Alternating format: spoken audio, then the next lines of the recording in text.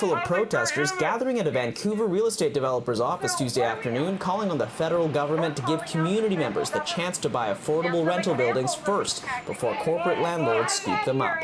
Housing is a right. Land trusts, co-ops, tenants, nonprofits. Make sure they have the first right of refusal. And then these larger predatory landlords, then they can come in.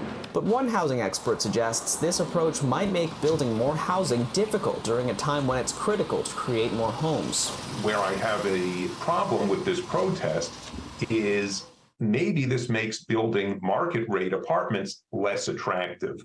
Because if I know that when I go to sell the building, I can't ask for top dollar from the market, I've got to go to community groups who are presumably going to be able to pay less, I'm probably a lot less interested in building the building. Similar demonstrations were held across Canada, which also called for a national fund to help community groups buy apartment buildings.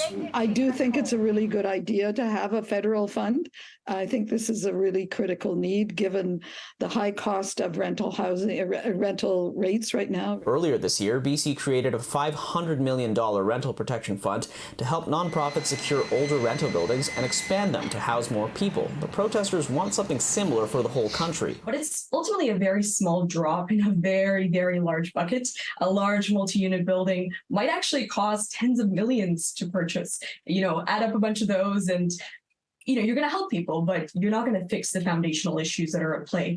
Tom Davidoff says protesters should focus on the vast amounts of land in Canada where apartments aren't allowed to be built. Vancouver, to its credit today, is going to consider 4 or 6 units per residential lot, but that's not enough. They should be out protesting, asking for apartments everywhere if they're really interested in making sure that we address affordability. In Vancouver, Kier Junos, City News.